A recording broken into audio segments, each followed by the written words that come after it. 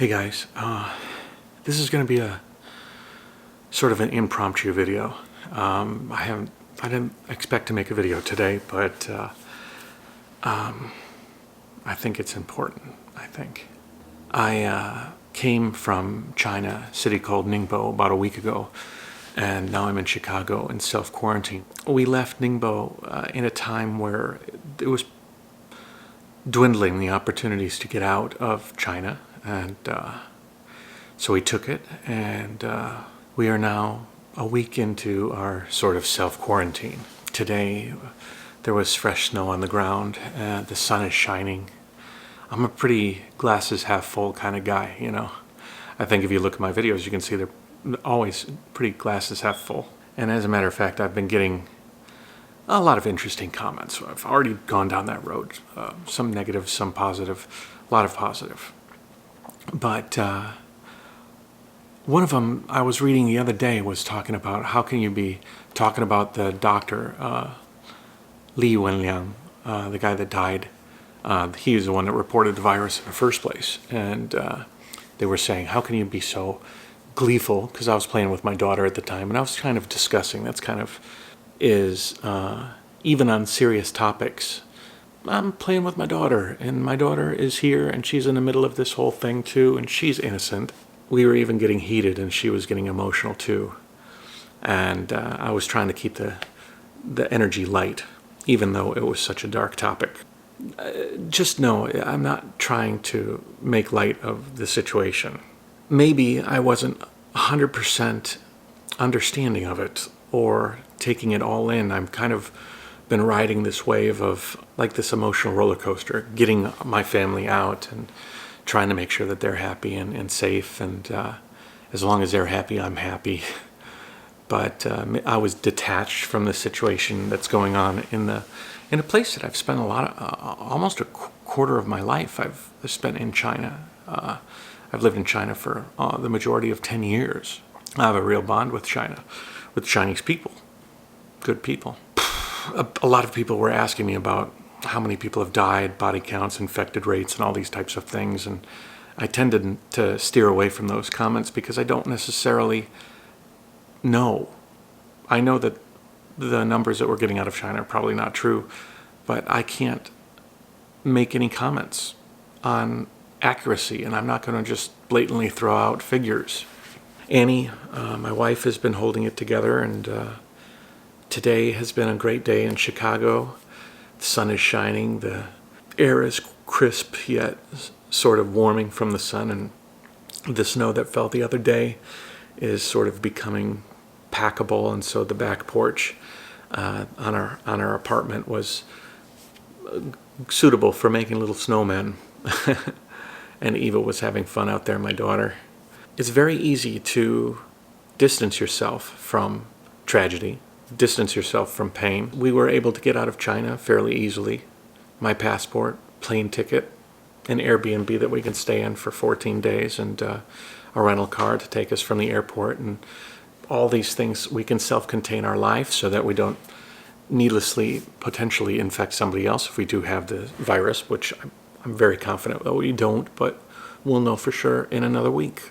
I came in the house, I was washing dishes, and I heard Annie sobbing, so I came out to the couch. She's taking a nap with my daughter right now. I came over to the couch, and I was trying to see what was ailing her, and she had started to binge watch the video clips that have been posted on social media of people inside Wuhan, the infected zone, and people in China that are having a really rough go of it, you know. They're pretty accurate. People are dying, and the situation, when you view those videos, seems so dire, so out of control. And when you're so far away, it's very easy to become disconnected from the tragedy that might be happening. I do take these things seriously. And if you know my videos at all, you know that I am a very glasses half full sort of fella. So I'm trying, you know, to keep a positive and a well-balanced outlook on this. But if you're in Wuhan right now, if you've lost a loved one, if you took your mother to the hospital to get a checkup because she had some coughs and she ends up not walking out of the hospital, and you voice your rage on a video in the middle of the street, what do you say to somebody like that? Tell them it's not so bad, you know. Maybe the flu had more deaths, or, you know, you could say on any number of things, but it doesn't matter to that woman in the middle of the road. Hopefully we can get this thing under wraps and get this thing handled. Hopefully the next few weeks go by and we find out that the numbers that we have are true. Although it's rising, it's not completely out of control on a global scale. I don't like to get political. I'll let other YouTubers do that. There are other YouTubers out there that will get more vocal and more stringent on the severity of the reaction or the techniques of the government to get a handle on these things. But from a human perspective, I started watching the videos and it was very, very tough. I'm not going to share the videos. You can go on YouTube and see them. The body bags, the crematoriums, the fear. Man, some of these videos. That's the crazy thing when you watch a news report sometimes. It's filtered. But when you watch things on YouTube, it's unfiltered. It's vivid.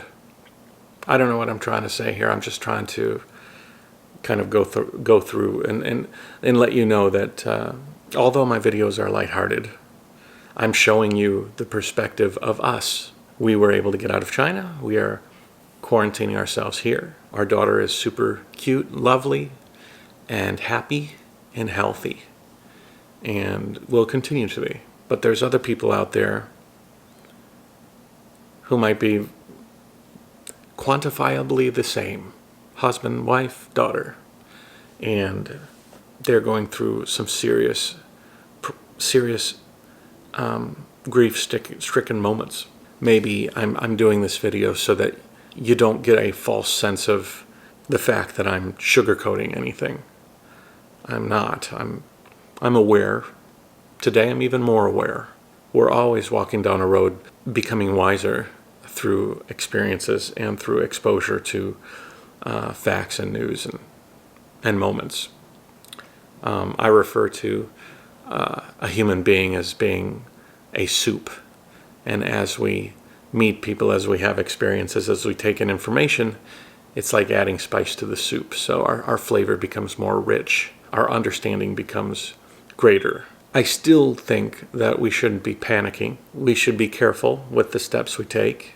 We should also be aware that the world is full of all sorts of different types of people and all sorts of different types of situations. To all my friends in China, some of you might be existing without any problems, and for that I say good on you. I got a lot of comments from people who are saying they're staying in China and everything's good, no problems, and that is. But to those of you who are having trouble, who are in the middle of some difficult situations, JaYoe, we're all here rooting you on, and we're shedding tears for you. So